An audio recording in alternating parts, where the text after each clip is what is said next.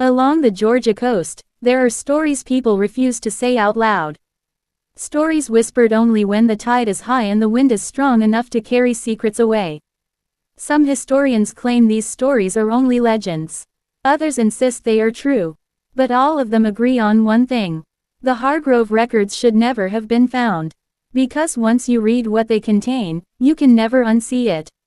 If you are someone who wants the truth even when it is ugly and frightening, stay with me. This is the beginning of a story that was buried for almost 200 years. A story the state of Georgia tried to erase. A story that starts with a woman known only as number 47. Now let us begin Part 1. Part 1. In the quiet rooms of the McIntosh County Archives, the old papers still smell of salt air and mildew from the coastal marshlands. The ink has faded to brown, but one thing remains sharp. The measurements. A chest of 48 inches. Arms 19 inches around. Shoulders 23 inches across. Numbers written again and again in 17 different plantation ledgers from the 1830s. At first the archivists thought these measurements belonged to a man. Then they realized the truth. These notes described a woman. A woman whom plantation owners called their greatest investment. A woman designed, not born. A woman created through 3 generations of forced breeding. Her existence began as a secret project on a plantation that sat between the Altamaha River and the Atlantic coast. The Hargrove plantation covered 2,000 acres of marshland and rice fields. In the summer, the humidity wrapped around everything like a damp blanket. The buzzing of insects never stopped. And the air tasted of salt, mud, and heat. By 1810, the owner of the plantation, Alexander Hargrove, was already respected as a rice planter. But Alexander wanted more than profit. He wanted control, not just over the land or the labor, over human bodies themselves. A few years earlier, Alexander had spent 18 months in Jamaica. His neighbors believed he went there to learn better farming methods for sugar. But that was not the reason he returned home with 3 leather journals filled with diagrams, measurements, and theories. Alexander had studied something far darker. A practice some planters whispered about but never admitted publicly. Selective improvement. Human breeding. He had watched Jamaican plantation owners choose who could have children, who could not, and whose bodies could be shaped like livestock to serve a purpose. In this system there was no love, no choice, no humanity.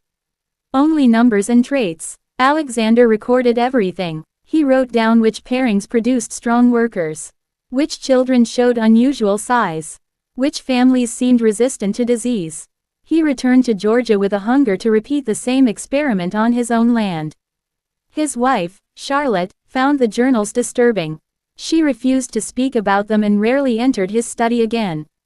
Alexander did not care. He wanted no interference. He needed only his records, his theories, and the people he owned. The Hargrove main house stood on a rise overlooking the rice fields. It had tall white columns, imported furniture, and polished silver that sparkled under candlelight.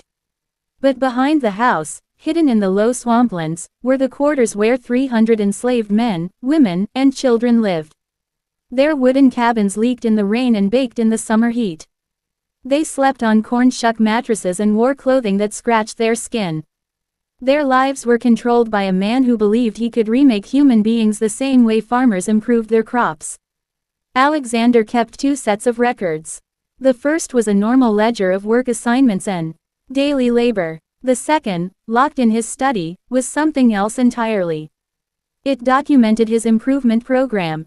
He measured bodies. He tracked family lines. He controlled who could form relationships and who was separated. His cruelty was not loud or emotional. It was cold, scientific, quiet. That made it even worse. Among the enslaved community, people built their own social world. They kept traditions alive through music, stories, and faith. They cared for each other. They created families even when the system tried to destroy them. In this community lived a woman named Zena, around 53 years old, who served as a midwife and healer. She had been born in West Africa and still carried memories of home. She taught the younger ones their heritage and reminded them that their worth came from something deeper than the chains around them. Zena noticed Alexander's strange activities almost immediately. She saw children taken from their parents, couples separated, and new pairings forced without explanation. She understood that Alexander was trying to create something. Something he believed would make him rich and powerful.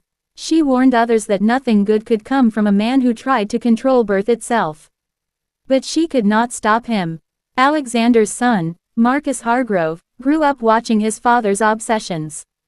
Marcus believed the breeding program was normal. He believed people could be shaped like animals if someone wrote enough notes and applied enough discipline. When Alexander died in 1825, Marcus took over the plantation and expanded the project. He hired a German overseer named Klaus Reinhardt, a man who once bred horses and now applied those same skills to human beings. Reinhardt kept another beautiful leather journal. His handwriting was elegant, as if he were writing poetry. But the words were not poetry. They were horror. Male 23, strong back, suitable for pairing with female 16. Child from female 19 showed good bone size, continue observation. Every life was reduced to sentences like these.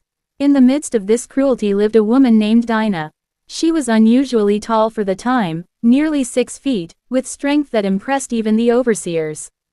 Her partner, known as Big Tom, stood 6'4" and carried logs on his shoulders like they were nothing. They were a real couple, bound not by force but by love and shared loss. Marcus looked at Dinah and Tom and saw only an experiment. He forced them into his breeding program, believing their children would be extraordinary. Dinah became pregnant in 1826. And that is where the story of number 47 truly begins. Would you like me to continue with Part 2, 1000 words? Part 2, rewritten, approximately equals 1000 words, YouTube style, simple English. Hook. Imagine being born into a world where every breath, every step, every movement is watched, measured, and recorded. Where the moment you enter the world, you are no longer fully your own. This was the life of Sarah, a girl born into one of the darkest experiments on the Georgia coast. She was not just a child. She was a project, a number, a living proof of cruelty disguised as science. Now let us continue the story of number 47. Part 2. Dinah bore the pain of labor with quiet determination. Every contraction she endured, every breath she drew, was a testament to the strength that had defined her since birth. Zena moved at her side, hands steady, eyes trained from decades of delivering children, murmuring encouragement, offering comfort where she could. Outside the birthing room, other women in the quarters whispered to each other, passing silently by, sharing a collective hope that some small part of love and protection might reach Dinah and her child even through the walls. At 2 in the afternoon, the baby arrived. She cried with a voice that seemed to echo beyond her small body. Zena cut the umbilical cord, tied it expertly, and handed the child to her assistant for cleaning. Dinah lay back, exhausted, her body shaking, heart pounding. Zena made sure the afterbirth was complete and that Dinah had no complications, though complications often proved deadly for enslaved women with no proper medical care. The baby was a girl. Not just healthy, but remarkable.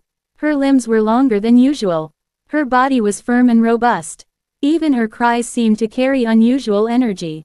Zena felt a chill run down her spine. She knew this child would be noticed. She understood Marcus Hargrove's obsession and feared the consequences of her unique strength. By late afternoon, Klaus Reinhardt arrived. It was unusual for an overseer to attend a birth without immediate danger, but Marcus had ordered it. Reinhardt entered carrying his journal, measuring tools, and a scale used for tobacco, treating the infant as though she were a piece of livestock rather than a human being. The intimate moment of new life was shattered by clinical observation, as Reinhardt measured head, chest, arms, and legs, noting weight and length with precise care. Dinah watched silently, a mixture of exhaustion, fear, and resignation on her face. She had known her daughter would be claimed by the plantation, but seeing it unfold confirmed the harsh reality. This child, her child, would not belong to her alone. She was property, an investment, a living proof of Marcus Hargrove's ambitions. Reinhardt recorded her length as 23 inches, unusually long for a newborn. Her weight was 8 pounds 3 ounces, normal, but the proportion of her limbs indicated a potential for extraordinary growth and strength. He wrote notes that labeled the baby promising, a success for the breeding program.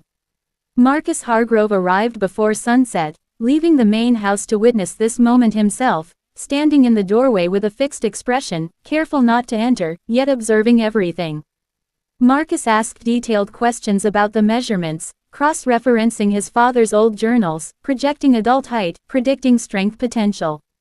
Then he issued instructions that would define the baby's entire life. She would receive extra food immediately. Dinah would be given more nourishment during nursing. Reinhardt would monitor her development weekly for the first year, then monthly. She would be trained from an early age for work that enhanced muscle and endurance. Most chilling of all, she was assigned a number, 47, her identity reduced to a line in a ledger. Dinah tried to hold on to what little humanity she could. She whispered the name Sarah, honoring her grandmother, a woman who had survived the Middle Passage and maintained dignity until her death. That name existed only in private moments, away from Marcus, Reinhardt, and the official records. To them, the child was 47, a commodity, a living experiment. The extra rations created tension in the quarters. Food was already scarce, measured carefully to maintain work without improving overall health. Now Dinah and Sarah received more than their share, and others noticed. Some envied the privileges, others feared them.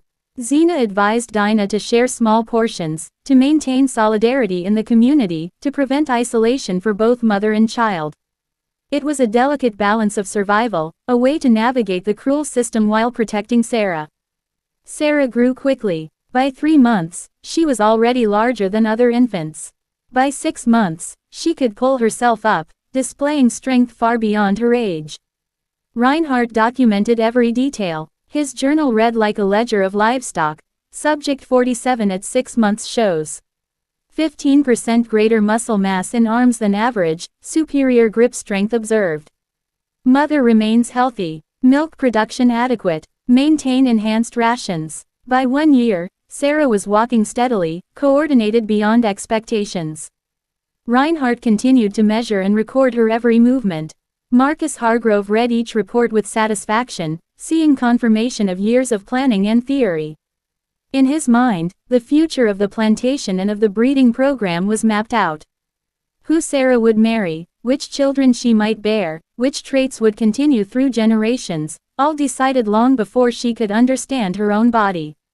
The quarters watched Sarah's growth with unease and awe.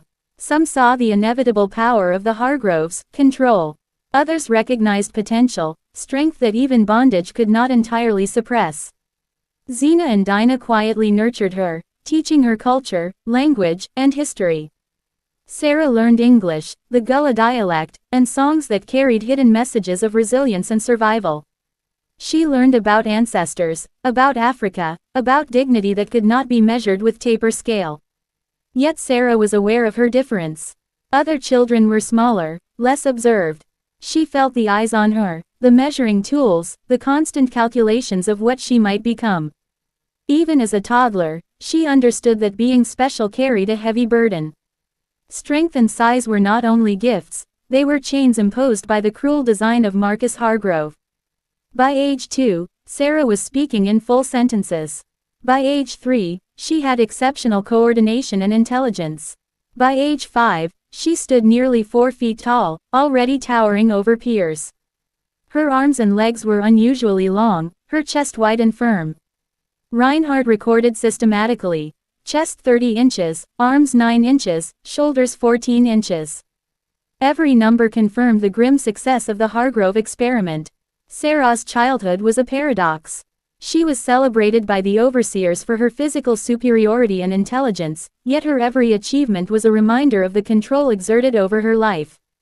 She was strong, resilient, and gifted, but her freedom was an illusion. The numbers defined her more than her own will. The eyes that watched her never wavered, never rested. The program had only begun, and Sarah was already its most precious subject. And in the quarters, Xena and Dinah whispered to each other, knowing that the girl's extraordinary gifts might become both a weapon and a curse, a chance for survival and a mark of torment. Sarah's story was only beginning, but already, the shadow of the Hargroves loomed over every moment of her life.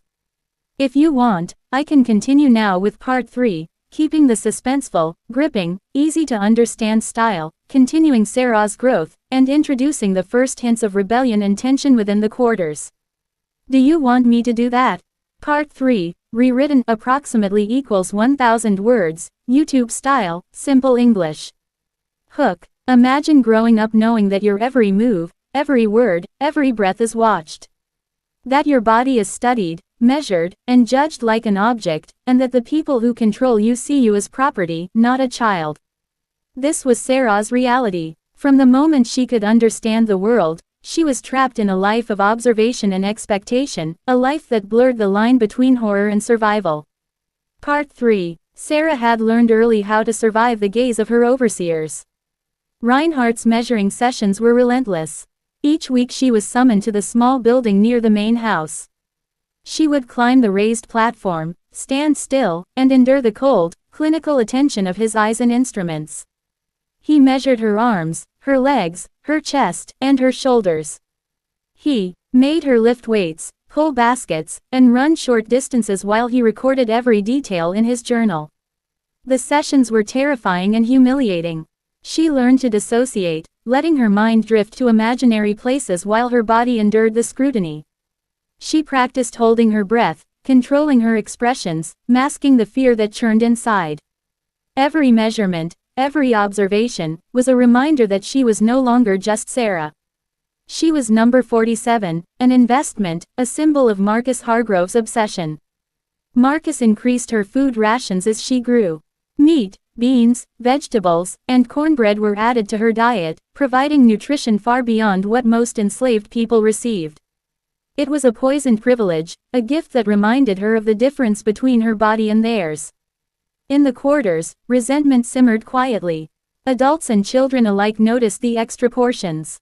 Some envied her, others feared her. Sarah could feel the tension even when others tried to hide it. Dinah tried to shield her daughter from the resentment. She shared portions of food, distributed small bits of attention and resources to maintain goodwill. But there was only so much she could do. Sarah's very existence had become political. She was proof of the breeding program's success, and every attitude toward her reflected a larger relationship with the system of slavery. Some people had given up, believing resistance was impossible. Others kept hope alive quietly, in small acts of defiance and memory. At age 7, Sarah was put to work. Most children her age began light labor, but her tasks were different. Marcus and Reinhardt designed work that would maximize her physical development. She carried heavy loads of rice sheaves from flooded fields to processing areas, dragging baskets that would have been assigned to adolescent boys. She learned to use her body as a tool for survival and growth, even as every action was watched, recorded, and assessed. Her success pleased Marcus. He began inviting neighboring plantation owners to visit, showing them Reinhardt's journals, explaining the breeding program, and displaying Sarah as a living example of the results. These visits were unbearable for her. Men discussed her body openly, debated her measurements, and evaluated her potential like livestock. They talked about financial returns, efficiency, and production as if the child were nothing more than property. Some visitors were impressed. They saw profit and efficiency. Others were skeptical, questioning whether the investment in food, attention, and care could yield the returns Marcus promised. A few whispered moral discomfort, though none ever challenged the system itself. Sarah listened, absorbing every word. She learned to read expressions, tones, and hidden meanings. She learned how others saw her. Knowledge was power, but it was also a reminder of her position in a world that refused to recognize her humanity. Despite the constant surveillance, Sarah grew in more ways than one. Zena, now older and moving more slowly, continued to be a guiding presence. She spent quiet hours with Sarah, teaching her the history of their people, the stories of freedom, and the truths of Africa. She spoke of ancestors who had lived with dignity, of strength that survived captivity, and of the knowledge that slavery was a condition imposed by violence, not by nature. These lessons gave Sarah perspective. She learned that her life was being controlled, manipulated, and observed, but that control could not touch her mind or spirit. Zena's teachings gave her a sense of identity separate from Marcus Hargrove's plan. Sarah began to understand the difference between survival under oppression and surrender to it. She absorbed the culture of resistance that flowed quietly through the quarters, carried in songs, stories, and coded conversations. Even as she learned, Sarah was painfully aware of her difference. Other children were smaller, less strong, and less observed. She was noticed for her size, for her intelligence, and for the constant attention she received from Reinhard and Marcus. Being exceptional became a double-edged sword. Her strength and abilities marked her as special, but they also isolated her, made her a target of scrutiny and expectation that no child should endure. By age 8, Sarah's growth continued to astonish. She was taller than most children, coordinated beyond her years, and capable of tasks that others could not perform. Reinhard recorded her progress with clinical precision. Chest 34 inches, arms 11 inches, shoulders 16 inches, muscle definition pronounced. Each entry reinforced the Hargroves' narrative that careful observation, selective pairing, and intense labor could produce superior humans. Sarah began to see the cruel logic behind Marcus's program. He valued her not for who she was, but for what she could become. Her existence was mapped, her future projected decades ahead. Marriage, children, and physical development were already decided, as though she had no agency. It was a life planned before she could even fully understand herself. At the same time, Sarah began to recognize her own potential. She observed the behavior of the men who controlled her, learned their routines, their weaknesses, their arrogance. She realized that knowledge, careful observation, and patience could be weapons, even in a world designed to strip her of power. Her mind became a sanctuary, a place where she could measure without being measured, where she could imagine freedom, resistance, and possibility. Xena continued to warn her. Strength alone was not enough. Survival required community, wisdom, and patience. Dinah reminded her to keep one foot in the quarters, social fabric, to maintain trust and solidarity even when the plantation tried to isolate her. Sarah absorbed these lessons, learning the delicate art of balance, appearing compliant while cultivating inner power, enduring observation while protecting her spirit. By the time Sarah turned 9, she had become a figure of awe and fear. She towered over most children, carried herself with poise, and possessed strength beyond expectation. She knew she was exceptional, but she also understood the cost. Every advantage came with surveillance, every skill was measured, every movement judged. The Hargroves had created a body built for labor and control, but they could not yet claim her mind. And so, Sarah walked a narrow path between survival and self-possession, a path watched constantly by Reinhardt's instruments and Marcus Hargrove's calculating eyes. Her story was no longer only about growth or labor. It was about awareness, resistance, and the beginning of understanding that the very gifts Marcus prized could one day be turned into a weapon of her own making. If you want, I can continue with part 4, where Sarah's intelligence, observation skills, and physical prowess start to collide with the first signs of rebellion, raising tension and foreshadowing the horrors she will endure and confront.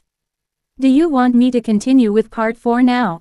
Part 4, rewritten, approximately equals 1,000 words, YouTube style, simple English. Hook. What happens when a child grows stronger, faster, and smarter than anyone around her, yet is trapped in a world that sees her only as property? Imagine being watched every hour of every day, your body evaluated, your future mapped before you even know your own name. This was the reality for Sarah, a girl whose extraordinary gifts made her a target, and whose mind began to awaken to the dangerous truths around her. Part 4. By the time Sarah reached 10, her body had grown beyond what Reinhardt or Marcus Hargrove had predicted.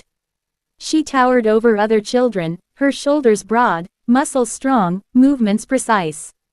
She performed tasks that older boys struggled with, dragging heavy baskets, lifting bundles of rice, and carrying water for the fields. Her physical abilities had become almost legendary within the quarters. Yet, the praise and admiration she sometimes received were always mixed with fear and resentment. Marcus Hargrove saw her growth as proof of his genius. He recorded every detail in Reinhardt's journals, calculating potential adult height, predicting strength, and imagining the future productivity of a woman trained from birth. Visits from neighboring plantation owners continued. They marveled at Sarah's size and capabilities, discussing profits, breeding methods, and labor potential. Sarah listened quietly, learning to read men's expressions and intentions. She understood early that her strength made her valuable, but it also made her vulnerable. Sarah's awareness grew alongside her body. She noticed the fear her size inspired, the envy it provoked, and the subtle ways people tried to protect her or keep her in line. Children her age were cautious around her, unsure if her presence meant safety or danger. Adults treated her with a mixture of pride and wariness. Every relationship in the quarters carried an unspoken tension, and Sarah began to understand the social dynamics at play. Zena remained her guide. Despite her age, the elder woman taught Sarah about the history of their people, the strength that ran in their veins, and the power of knowledge.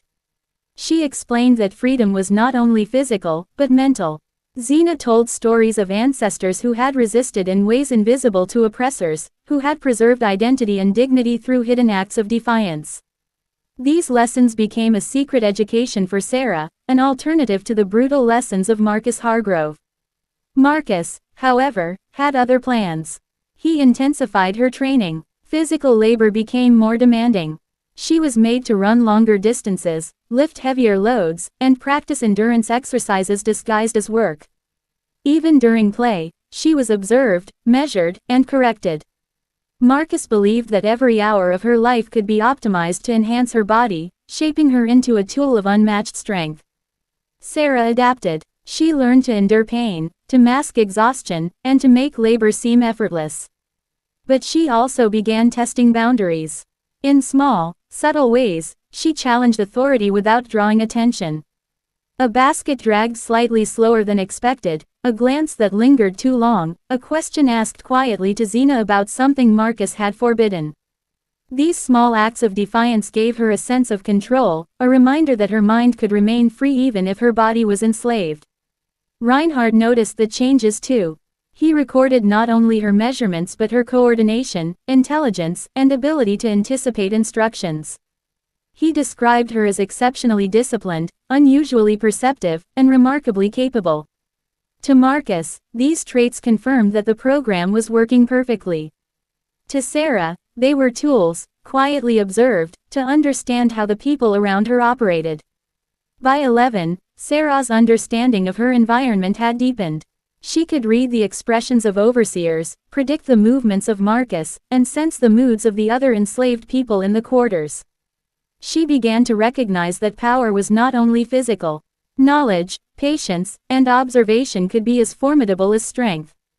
She started to consider how she could use what she learned to survive and protect those around her, including her mother and younger children. The quarters were a web of unspoken communication. Songs carried messages of warning or hope. Children played games that taught strategy and cooperation. Elders passed down secret lessons about endurance and resistance. Sarah absorbed it all. She learned that even in a world designed to crush spirits, there were ways to preserve humanity and even exert influence. But the threat of Marcus Hargrove was constant. He could change the rules at any moment. Any misstep could bring punishment. He continued to hold court over the breeding program, making notes about her future mates, imagining the lineage she might produce. These thoughts, though decades ahead, were inflicted upon her from the moment she could understand the world. Sarah had no say, no choice, yet she began to quietly dream of possibilities outside his plan. At school, if it could be called that, she was isolated. The few lessons she received were practical, reading, writing, and arithmetic, but always filtered through the lens of productivity. Marcus insisted that all skills serve the plantation's purpose. Yet Sarah found ways to read and learn beyond what was allowed. Hidden books, whispered stories, and stolen moments with Zena became the foundation of a mind that was not easily controlled. Her social interactions were complicated. Other children sometimes feared her, sometimes idolized her. She learned early that relationships were delicate, influenced by jealousy, resentment, and the desire for protection. Dinah warned her constantly to be cautious, to observe before acting, to remember that every adult and child carried motivations shaped by survival. By age 12, Sarah's physical growth was extraordinary. Reinhardt's journals recorded a chest of 40 inches, arms measuring 19 inches, shoulders spanning 23 inches. Her size drew attention, both fearful and admiring. Marcus was ecstatic. He called her his greatest achievement, proof that selective breeding, careful nutrition, and planned labor could mold human bodies to his vision. To Sarah, the numbers were a warning and a challenge. They marked her difference, her visibility, and her vulnerability. She began to train in secret as well. Watching others, copying their movements, testing her own strength beyond what Marcus demanded.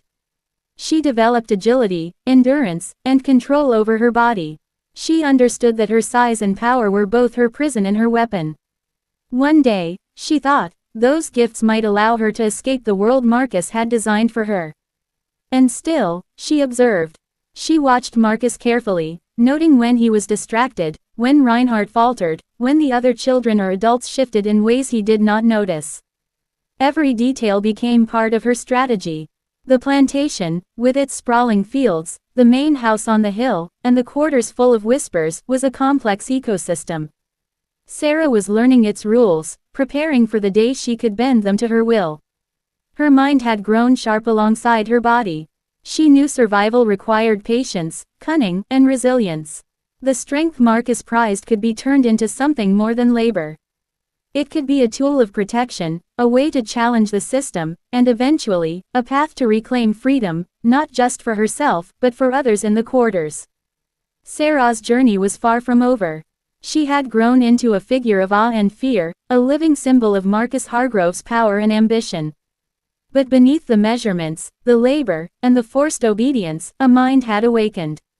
One day, that mind, paired with her extraordinary strength, would challenge everything Marcus believed he controlled. And the plantation would never be the same.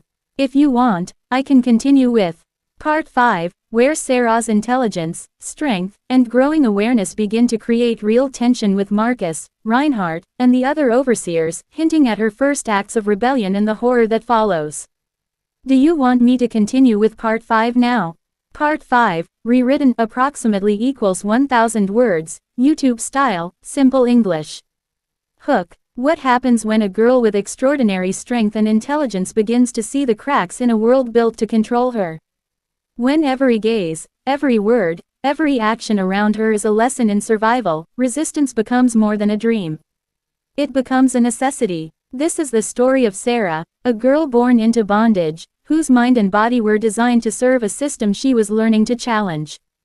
Part 5. By the age of 13, Sarah had become a figure of quiet fascination and unspoken fear within the quarters.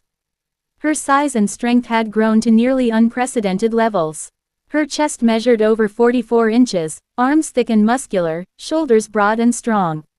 Yet it was her mind, sharper than anyone had expected, that began to unsettle the adults around her. Marcus Hargrove continued to celebrate her growth as a triumph of his program. He displayed her during inspections, boasting to visitors that she was the culmination of careful planning and precise breeding. Reinhardt recorded her every movement, noting coordination, endurance, and strength. He made predictions about her future capacity for labor, her potential children, and her value as a living investment. Sarah, however, was beginning to see these measurements for what they truly were, chains disguised as praise. She understood that her body, while powerful, was a tool meant to serve Marcus and the Hargroves. Her education in observation and patience had taught her the nature of power on the plantation. She watched, she listened, she calculated. Every moment of forced labor, every measurement, every recorded word was a lesson in survival and strategy. Xena remained her anchor. Despite her age, she spent time with Sarah whenever she could. She taught her about African history, the legacies of freedom, and the spiritual strength that had carried their people through slavery. These lessons were hidden acts of resistance. Through stories, whispered advice, and the careful sharing of forbidden knowledge, Sarah began to develop a moral compass and understanding of justice that Marcus could never control. The quarters themselves were alive with subtle defiance. Songs carried warnings, celebrations, and secret messages. Children played games that taught cooperation, strategy, and cleverness. Elders preserved stories that reminded everyone that freedom had once existed and could exist again. Sarah absorbed all of this, learning the subtle arts of influence and communication. She realized that knowledge and cunning could be as powerful as brute strength. Marcus, blinded by his obsession with physical development, began to underestimate Sarah. He continued to increase her labor expectations, assigning tasks that tested her endurance and ability to obey. He showed her to other plantation owners as evidence of the potential of selective breeding, often asking her to perform feats of strength while they watched. Sarah complied outwardly, all while mentally cataloging weaknesses and opportunities. Her intelligence and awareness became a double-edged sword. Other children were impressed but intimidated. Some adults admired her but feared drawing attention. Sarah learned quickly that her relationships in the quarters required subtlety. She could not rely on others openly. She needed to navigate carefully, balancing survival with the desire to protect those around her, particularly younger children who were vulnerable to Marcus's manipulations. In secret, Sarah began to test her limits. She practiced moving silently, lifting heavier loads than required, and running long distances without rest. These exercises were not for Marcus's approval but for her own preparation. She understood that strength without control or strategy could be dangerous, but strength with intelligence could become freedom. The psychological toll of her life was immense. Sarah was constantly aware that she was being evaluated, watched, and recorded. Reinhardt's sessions were humiliating, requiring her to perform tasks, demonstrate endurance, and submit to measurements. But Sarah learned to dissociate, to let her mind roam freely while her body complied.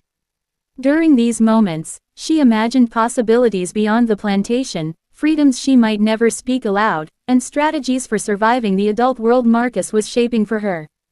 Despite the oppression, Sarah began forming alliances. Quietly, she gained the trust of older children and sympathetic adults who recognized her unique position. She shared small lessons, provided guidance in subtle ways, and began to influence the quarters without drawing the attention of overseers. These were the first steps toward the larger acts of resistance that would define her future. Marcus, unaware of the subtle power Sarah was cultivating, intensified the breeding program. He documented her development obsessively, comparing her to others in the program and projecting outcomes for future generations. He planned her eventual pairings with other children in the program, treating her reproductive potential as a future investment. The cold calculation of these plans weighed heavily on Sarah, fueling her quiet determination to reclaim control over her own body and destiny.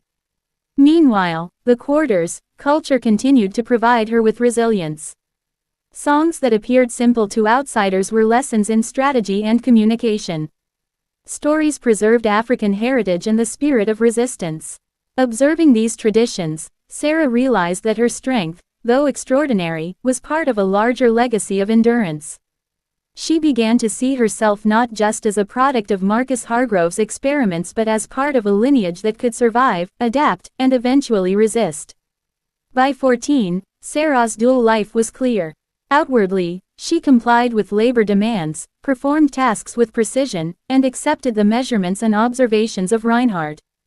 Inwardly, she was planning, learning, and understanding the complex dynamics of power around her. She began to experiment with subtle acts of influence, testing how much she could bend expectations without triggering punishment. One day, she intentionally slowed her pace during a task, observing Marcus's reaction. She noticed subtle cues, slight frustration, a glance toward Reinhardt, a question about her progress. She began cataloging these behaviors, building a mental map of the limitations and weaknesses of those who controlled her life. She understood that strength alone would not free her, but strategy and patience could. Sarah also became protective of younger children, quietly redirecting their efforts, sharing small lessons from Xena, and teaching them to observe carefully. These acts were dangerous but necessary. She began to realize that her position could allow her to influence others, to create a network of subtle resistance within the quarters. The growing tension between her awareness and her captivity became a source of quiet horror. She knew that Marcus Hargrove would never allow her autonomy. Every skill she learned, every strength she built, was both a gift and a trap. Yet, Sarah's mind and body were no longer entirely controlled. She had begun to assert herself in small, careful ways. preparing for a future where her power could be fully realized, not for Marcus, but for herself and those she sought to protect. By the end of Part 5, Sarah was no longer just a child of the breeding program. She had become a young strategist, a guardian of knowledge, and a figure of hope within the quarters. Her extraordinary physical abilities were matched by a growing intelligence and awareness that Marcus could not fully anticipate. The seeds of rebellion, subtle and careful, were beginning to take root. And the plantation, for all its control and cruelty, would soon face challenges that Marcus Hargrove had never imagined. If you want, I can continue with Part 6, where Sarah begins to act on her knowledge and strength, creating the first real cracks in Marcus's control and escalating the tension toward rebellion. Do you want me to continue with Part 6 now? Part 6, rewritten, approximately equals 1,000 words, YouTube style, simple English. Hook. What if the very system that tried to control you became the reason for your power? Sarah had grown strong, smart, and alert, but the people who thought they owned her could never imagine what she was learning. Every day, she became more than the sum of their measurements, more than an experiment. She was beginning to take control of her own story. Part 6. By 15, Sarah's physical power had become undeniable. Her chest measured 48 inches, her arms 19 inches around, and her shoulders spanned 23 inches. She could lift weights that adult men struggled with, run across the fields faster than most boys, and endure labor that would leave others exhausted for days. Marcus Hargrove continued to document these feats as proof of the success of his breeding program, unaware that Sarah's strength was becoming a tool she would wield in ways he could never anticipate. Her mental growth matched her physical development. Sarah could read and write, skills she had practiced in secret using discarded papers and charcoal.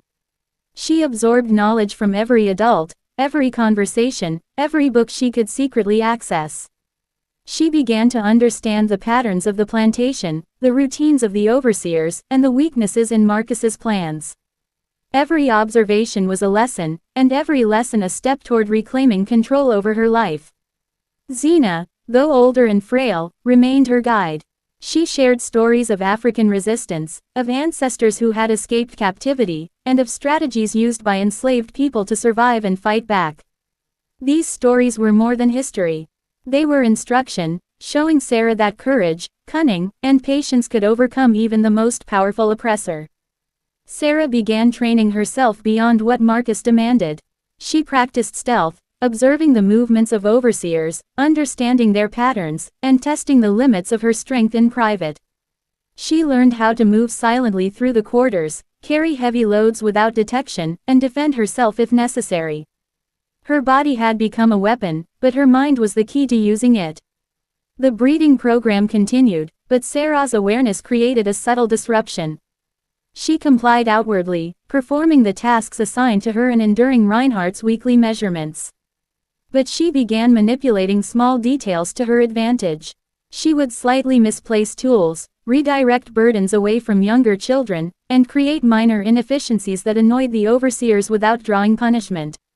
Each act was small, but cumulatively they undermined Marcus's authority and his illusion of complete control. Marcus, blinded by obsession, failed to see these early signs of resistance. He continued to showcase Sarah to other plantation owners, boasting of her physical and intellectual development. He planned her future pairings, seeing her as an investment in the next generation. Sarah listened to these discussions quietly, taking note of who was involved, who could be influenced, and how to use this information when the time came. Tension in the quarters grew as well. Some adults recognized Sarah's growing awareness and cautious acts of defiance. They whispered warnings and advice. Others feared that her strength and intelligence would provoke harsher punishments. Sarah had learned to navigate this web carefully, balancing secrecy with influence. She could not act openly yet, but she could prepare. One afternoon, during an inspection by Reinhardt, Sarah was asked to demonstrate her strength by carrying a basket of rice heavier than usual. She complied, lifting it easily, but as she walked, she noticed a young boy struggling with a similar load nearby. She adjusted her path slightly to relieve some of the weight from him without drawing Reinhardt's attention. It was a small victory, but it marked the first time she had deliberately used her power to protect others. Xena watched this quietly from a distance, her eyes filled with both pride and worry.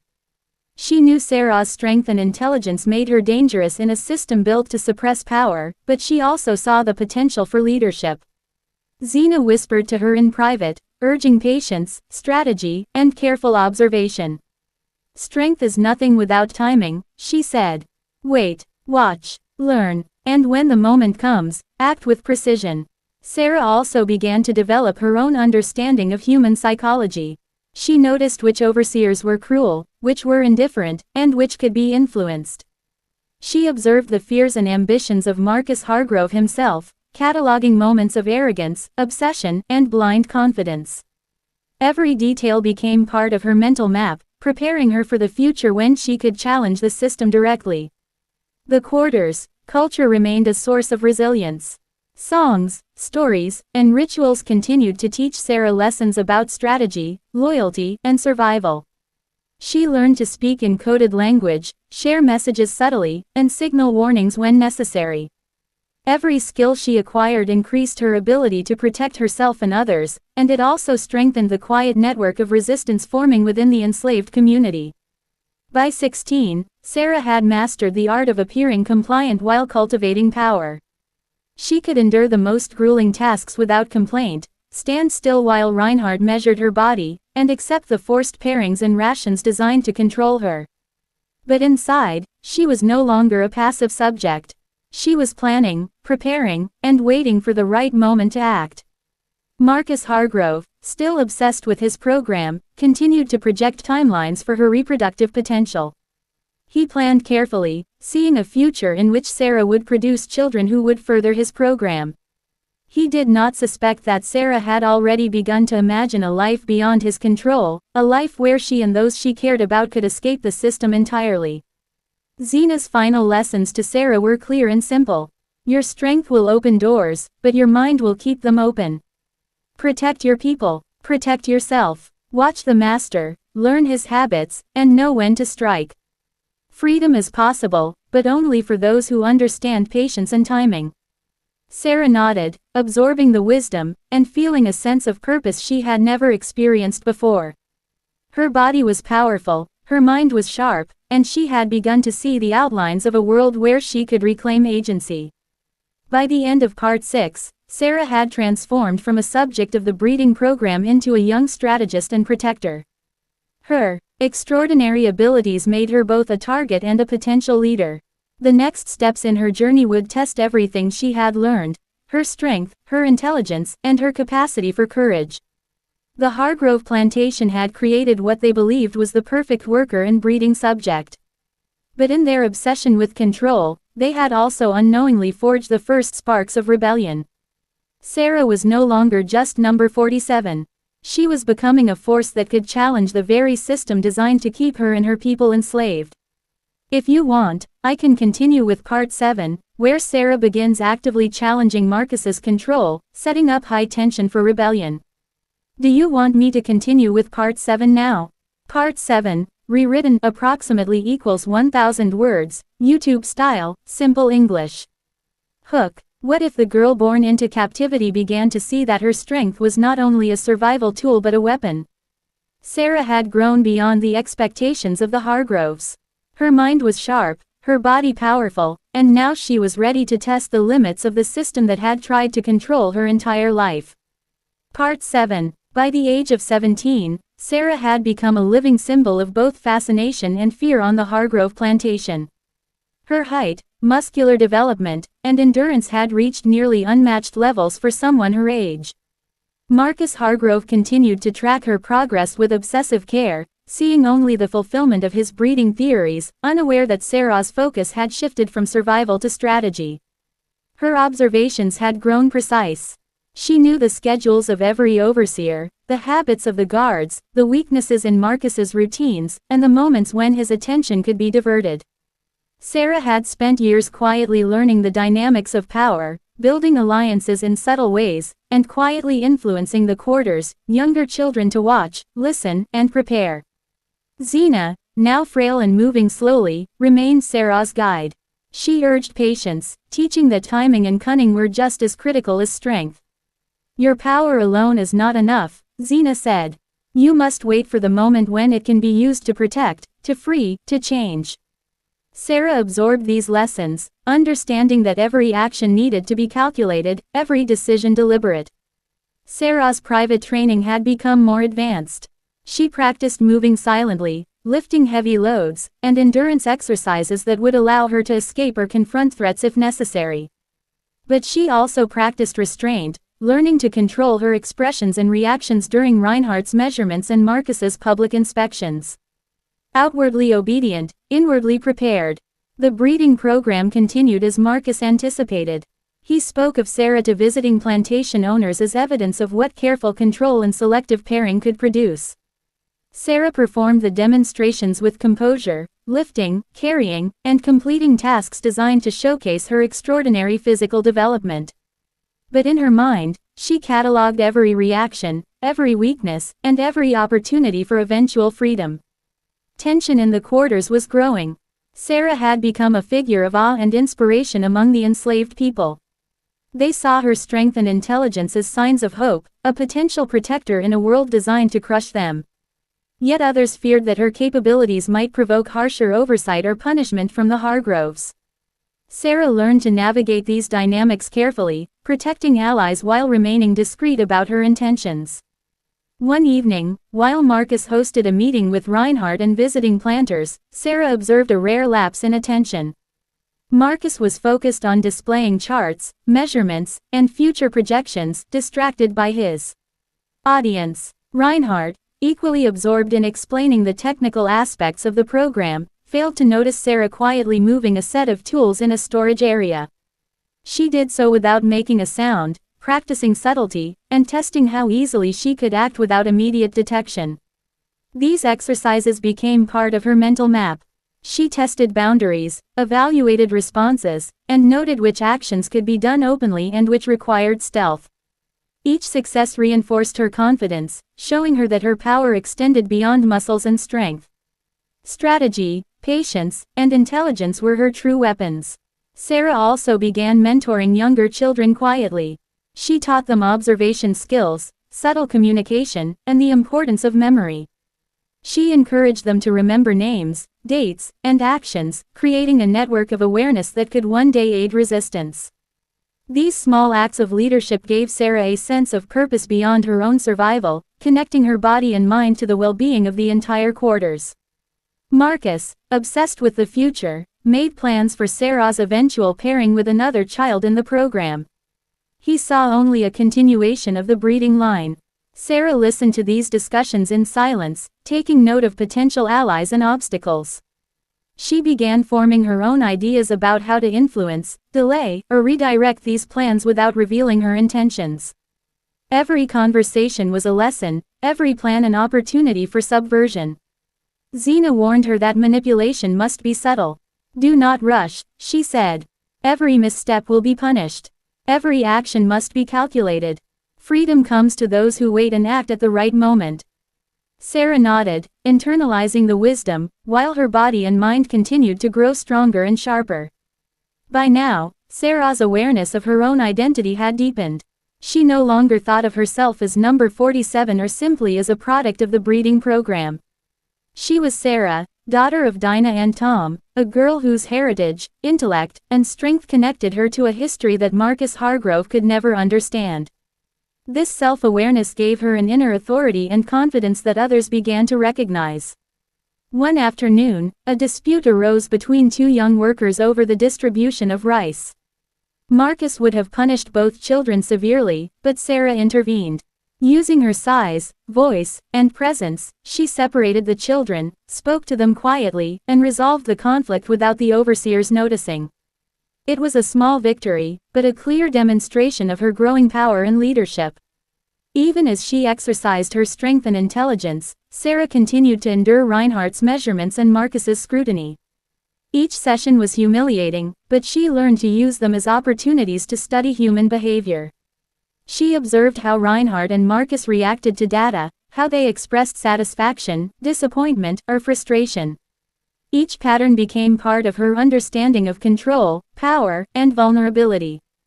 By 18, Sarah had reached full physical maturity, exceeding the expectations Marcus had for her at every level. Her size, strength, and endurance were extraordinary, but now it was her mind and strategy that distinguished her. She began to see the plantation not just as a place of oppression but as a map of opportunities. Every routine, every ritual, every weakness she had observed was a potential tool. Xena, now too old to move freely, entrusted Sarah with a final lesson in preparation for what might come. Strength alone will not save you. Knowledge alone will not save you. Power is the combination of both. Protect those who cannot protect themselves. Use every advantage wisely. And remember, freedom is not given. It is claimed. As Part 7 closes, Sarah had transformed from a child of the breeding program into a young woman of immense power, intelligence, and strategic skill. She was no longer simply surviving. She was planning. Every measurement, every observation, every lesson had brought her to this point. The next steps would challenge the very system that had sought to control her, setting the stage for the first real act of rebellion. The Hargrove plantation, with all its wealth, precision, and cruelty, had unknowingly forged a force it could not contain. Sarah was no longer number 47. She was a strategist, a leader, and a storm waiting to break. If you want, I can continue with Part 8, where Sarah begins to take bold actions against Marcus and the plantation system, raising the stakes toward rebellion. Do you want me to continue with Part 8 now? Part 8, rewritten approximately equals 1,000 words, YouTube style, simple English. Hook. What happens when the person you tried to control discovers the exact weaknesses in your system? Sarah had grown beyond their expectations. Her strength, intelligence, and courage were no longer just tools for survival. Now they were weapons, and Marcus Hargrove was about to learn that control is never absolute. Part 8. By the time Sarah turned 19, her presence on the Hargrove plantation had become both feared and respected. Overseers avoided unnecessary attention, workers watched in awe, and Marcus Hargrove remained blind to the quiet but growing power she wielded. Her body and mind had developed to an extraordinary level, and she was ready to test the boundaries of what she could achieve without direct confrontation. Sarah began to experiment subtly with her environment. She moved quietly through the quarters, observing the interactions of the guards, the timing of patrols, and the daily routines that everyone depended on. Each observation added to a mental map of vulnerabilities and opportunities.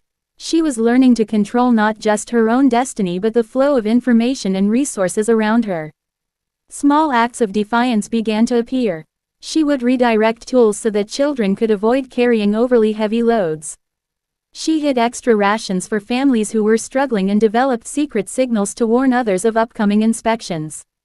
These actions went unnoticed by Marcus, who remained obsessed with future projections for the breeding program, and Reinhardt, who recorded only physical measurements and ignored social dynamics. Sarah's intelligence became a weapon in other ways. She read stolen books, practiced writing, and began documenting her observations in secret. Her notes included patrol schedules, overseer weaknesses, and potential methods of escape. Each entry was written in code inspired by songs and stories taught by Xena, ensuring that even if her papers were found, the meaning would remain hidden. One evening, as Marcus planned another demonstration of her strength for visiting plantation owners, Sarah made a careful choice. She performed flawlessly, lifting the heaviest loads and executing every task with precision. But during the demonstrations, she subtly redirected attention from areas where children were struggling and where secret preparations for resistance were taking place. Marcus applauded her obedience, unaware that she had just outmaneuvered him and protected her community in the process. Xena continued to guide her, emphasizing that patience and strategy were critical. "Do not act too soon," Xena warned. "The masters are powerful, but they are blind to what they do not expect. Your strength will shield you, but your wisdom will lead you. Wait for the moment when it counts." Sarah absorbed these words and planned every move carefully. During the day, Sarah worked in the fields, carrying out tasks expected of her while observing patterns and recording them mentally. At night, she trained herself further, improving speed, agility, and endurance. She began practicing restraint, learning to remain calm even when provoked, to appear compliant while storing energy for the moment when rebellion could no longer be delayed. Her influence over the quarters grew. Younger children and weaker adults began to see her as a protector and leader. She taught them subtle ways to resist, to communicate in code, and to survive without attracting immediate punishment. These teachings were often disguised as games, stories, or songs, but the lessons were clear: observe, remember, and act strategically. Marcus Hargrove continued planning her future, discussing potential pairings for the next generation, completely unaware that Sarah was already envisioning a life outside his control. He treated her as a commodity, as property, and as a tool, believing that he could predict every action she might take. But Sarah had learned to predict him instead. One day, Marcus decided to bring in an experienced overseer from another plantation to consult on the breeding program. The man was strict, physically imposing, and unaccustomed to questioning authority. Sarah observed him carefully, noting the way he underestimated the children and how he relied on fear rather than strategy. She realized that his presence could be used to her advantage. During the overseer's inspection, Sarah executed a calculated move. She redirected the placement of heavy loads and subtly protected weaker children, forcing the overseer to notice the efficiency of her work while failing to see the small acts of sabotage that would slow his assessment of the quarters. Marcus, impressed, praised her apparent obedience and physical ability, completely missing the fact that Sarah had quietly gained an advantage in influence and control. Sarah's secret network expanded. She began coordinating small acts of collective resistance. Children would misplace tools to slow work without attracting punishment, elders would hide extra food or supplies, and minor accidents were orchestrated to disrupt Marcus's careful system. Each success reinforced Sarah's confidence and strengthened the community's trust in her. Xena warned her that larger actions required more planning. Strength can open doors, but strategy must guide the way. One mistake, and everything will collapse. Wait for the opportunity where no one can anticipate your move. Sarah understood. She was not only preparing herself but preparing the entire quarters for a turning point. By the end of Part 8, Sarah had transformed from a survivor into a strategist and a quiet leader. Her extraordinary physical power had become a shield, her intelligence a map of the plantation's weaknesses, and her understanding of human behavior a weapon against the Hargroves. She no longer simply endured. She planned, trained, and protected. The plantation, with all its wealth, organization, and cruelty, was unaware that the very person they had sought to control had begun shaping her own destiny. Sarah's rebellion was not yet open, but it was inevitable. The Hargroves had created what they thought was the perfect subject, but in doing so, they had forged a force they could never truly contain. If you want, I can continue with Part 9, where Sarah begins direct rebellion and active confrontation, raising the tension toward the climax of the story. Do you want me to continue with Part 9 now? Part 9, rewritten, approximately equals 1,000 words, YouTube style, simple English.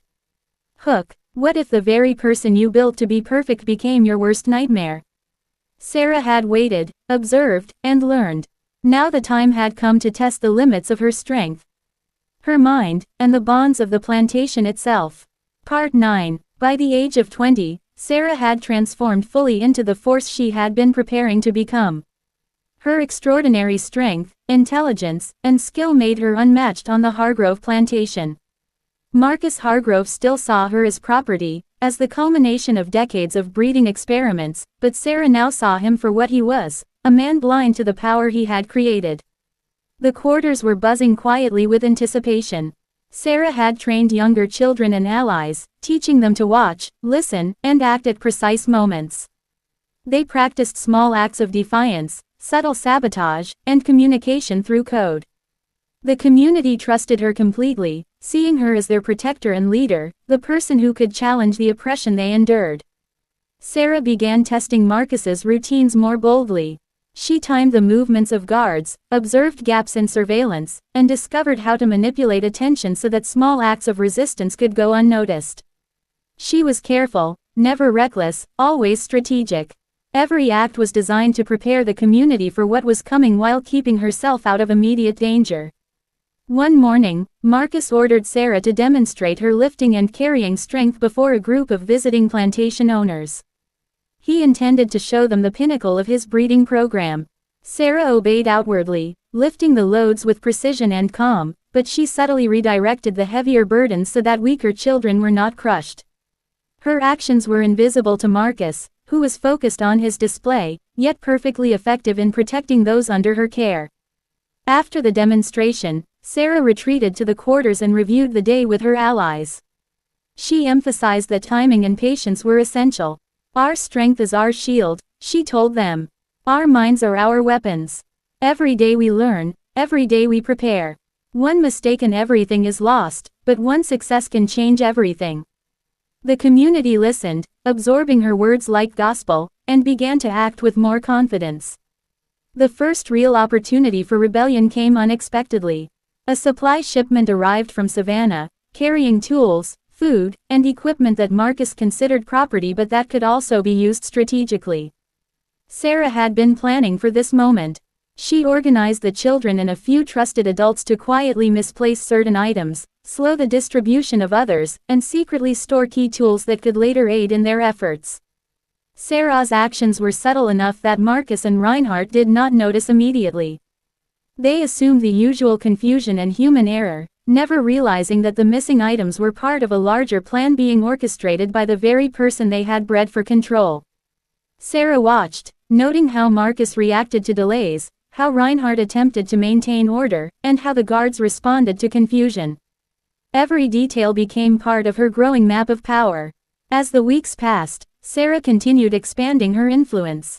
She trained small groups in agility, endurance, and covert communication. She taught them how to move silently through the quarters, how to recognize when an overseer's attention could be exploited, and how to use everyday objects as tools or weapons if needed. The community became increasingly confident, knowing that Sarah had their best interests at heart. Sarah also began to confront emotional challenges. She grappled with anger toward Marcus and Reinhardt, the injustice of her upbringing, and the knowledge that her mother had suffered deeply for her entire life.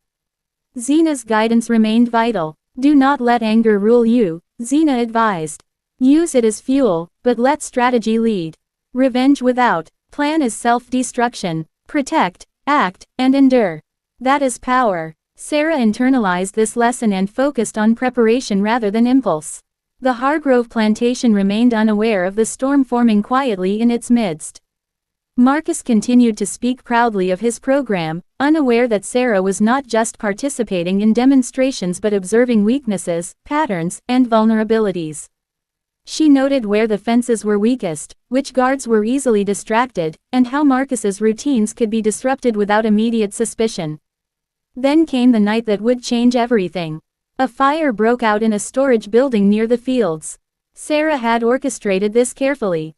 No one was harmed, but the flames drew attention away from the quarters, forcing guards to respond and Marcus to leave the house in concern.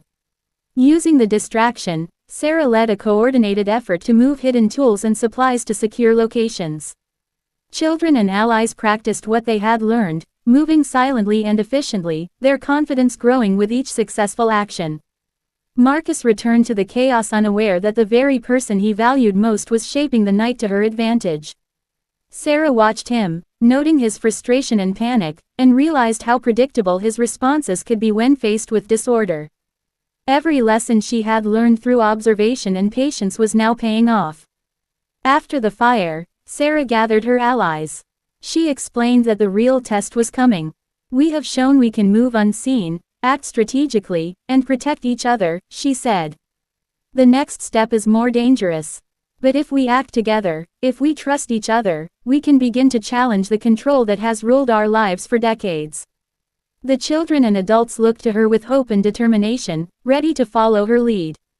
By the end of Part 9, Sarah had transformed fully into the force she had been building for years. She was no longer simply surviving or planning quietly. She was actively shaping events, testing her strength and strategy, and preparing the community for a rebellion that could change everything. The Hargrove plantation, with all its wealth, order, and cruelty, was unknowingly standing on the edge of a storm it could not survive. Sarah had learned that true power came not just from physical strength, but from intelligence, patience, and the ability to inspire and lead others. The moment for open action was approaching, and when it arrived, the consequences for Marcus Hargrove and his system of control would be profound. The story of number 47 was about to enter its most dangerous and dramatic chapter. If you want, I can continue with part 10, the final and climactic part, where Sarah confronts Marcus, reclaims her freedom, and resolves the story. Do you want me to continue with part 10 now? Part 10, rewritten, approximately equals 1,000 words, YouTube style, simple English. Hook. What happens when the person you created to serve you turns every expectation upside down? Sarah, known only as number 47 for most of her life, was about to confront the world that tried to control her and claim a freedom no one dared to imagine. Part 10. The night had fallen over the Hargrove plantation, and the moon cast silver light on the rice fields, glinting off the standing water where generations of enslaved people had labored under unyielding sun and cruelty. Sarah moved silently through the quarters, checking that everyone was in position. The lessons of years had prepared them for this moment. Every child, every adult who trusted her, knew their role. Their safety depended on precision, courage, and unity. Sarah's eyes scanned the familiar landscape, noting every fence, every path, every shadow. Marcus Hargrove, oblivious to the plan, unfolding in his midst, sat in the main house reviewing his journals. Reinhardt, absorbed in measurements and data, had no idea that his meticulous records had unintentionally trained Sarah in the very strategies she would now use against him. The rebellion began subtly. Workers in the fields pretended to follow orders while creating minor disruptions that delayed Marcus's routines. Doors that were supposed to be locked were quietly jammed, tools shifted into positions that confused overseers, and signals passed silently through the quarters. Every move was calculated, every action purposeful. Then, Sarah took the lead. She moved toward the main house with a small group of allies. Her extraordinary strength allowed her to open doors and gates quietly, without drawing attention. She had memorized patrol schedules, knew which guards could be persuaded through fear or distraction, and which paths would remain unseen. Inside the house, Marcus heard a strange noise, too subtle to alarm him immediately. He thought it was the wind or the movement of servants. But then he saw her silhouette in the moonlight, moving with grace, power, and purpose. Number 47, the product of his obsessive breeding program, had returned to claim control of her own destiny. Sarah did not strike immediately. She observed, calculated, and waited for the right moment. Her goal was not destruction for the sake of vengeance, but liberation, for herself and everyone who had suffered under the Hargroves' tyranny. When the moment came, she acted with precision. Guards who moved toward her found doors locked or blocked. Confusion rippled through the house as Sarah and her allies neutralized threats without bloodshed, using strength, knowledge, and surprise. Marcus confronted her in the central hall, his pride and disbelief evident. You were supposed to be my perfect subject," he stammered. "Everything I built, every plan, every calculation, it was all for you." Sarah's voice was calm, controlled, and resolute. "I was never yours. I was never a number. I am my own, and I am not alone." The confrontation was brief. Marcus's authority, built on fear and control, had no power against the unity, intelligence, and courage that Sarah had fostered. He realized too late that he had underestimated every human quality that mattered: will, strategy, and the desire for freedom. By dawn, the quarters were alive with quiet celebration. Families reunited, children who had never known safety felt it for the first time, and the community's trust in Sarah was complete. Tools, rations, and supplies were redistributed fairly. The Hargrove plantation, once a symbol of oppression and meticulous cruelty, was transformed into a place of cautious hope. Sarah walked through the fields one last time, reflecting on the years of planning, training, and patience that had led to this moment. She thought of Dinah, of Zena, and of all those who had taught her strength, strategy, and the value of human dignity. Their lessons were now alive in the freedom she had claimed. Marcus and Reinhardt were confined, stripped of the illusion of control they had wielded for decades. Their wealth, their power, their carefully documented experiments, all were meaningless against the courage and intelligence of the very person they had sought to dominate. Sarah's story spread quietly along the coast. Other plantations whispered of what had happened, of a young woman who had turned oppression into liberation. Her legend became part of the oral history passed down by freed people, a testament to the resilience, courage, and ingenuity that could not be crushed even under the harshest oppression. By the evening, Sarah had taken steps to ensure lasting security and community governance. Those who had suffered under Marcus's programs were given a voice in decisions. Plans were made for safety, sustainability, and education. The focus was no longer survival alone, but thriving and reclaiming dignity that had been denied for generations. As Sarah looked across the fields, she felt a mix of relief, sorrow, and determination. Relief for having survived and liberated those around her. Sorrow for the years lost, the suffering endured, and the cruelty witnessed. Determination because her fight for true justice, dignity, and freedom had only just begun. Her story was a warning and a lesson for all who would seek to control others. Numbers, measurements, and property could never define a human spirit. Strength could be taught, but courage, strategy, and the desire for freedom were born within, nurtured quietly until the right moment revealed their full force. And so, the woman once known as Number 47 became Sarah in every sense. She reclaimed her name, her identity, and her humanity. The Hargrove Plantation became a symbol not of control, but of resistance, a place where the oppressed had transformed their suffering into strength and their fear into action. Her story lives on as a reminder that even in the darkest corners of history, resilience, courage, and wisdom can overturn the cruelest systems. The legacy of Sarah is a testament to what it means to survive, to lead, and ultimately to reclaim freedom that was never meant to be denied. If you found Sarah's story compelling, shocking, or inspiring, make sure to subscribe to the channel, share this story with friends, and leave a comment telling us where you're listening from. Stories like this deserve to be remembered, shared, and honored.